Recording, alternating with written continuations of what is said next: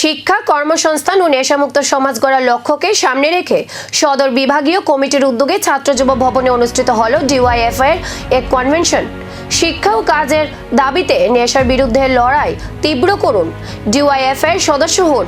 এই স্লোগানকে কেন্দ্র করে আয়োজিত কনভেনশনে যুব সমাজের বিভিন্ন সমস্যা, কর্মসংস্থান এবং নেশার বিরুদ্ধে সামাজিক আন্দোলনের প্রয়োজনীয়তা নিয়ে আলোচনা হয়।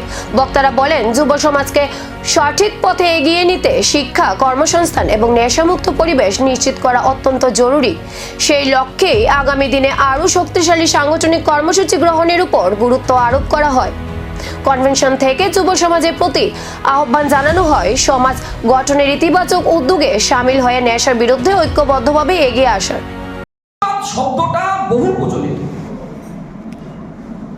এটি একটি উগ্র জাতীয়তাবাদী, একনায়ক সুলভ, কর্তৃত্ববাদী একটা রাজনৈতিক দর্শন। আসলে ফ্যাসিবাদ হচ্ছে একটা ভয়াবহতা। ফ্যাসিবাদের সঙ্গে জড়িত নামগুলো হলো হিটলার, মুসোলিনি, ফ্র্যাঙ্কো, তেজো। এরা গোটা ভারতবর্ষের অভ্যন্তরে যদি আমরা ফ্যাসিবাদ থেকে নয়া ফ্যাসিবাদের চেহারা দেখি, এটি হচ্ছে পুঁজিবাদের বিকৃত রূপ হলো ফ্যাসিবাদ।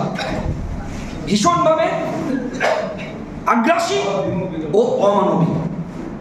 শিক্ষা, কর্মসংস্থান ও নেশামুক্ত সমাজের দাবিতে এই আহ্বান কতটা সাড়া ফেলবে যুব সমাজের মধ্যে? আগামী দিনের কর্মসূচির দিকে এখন নজর।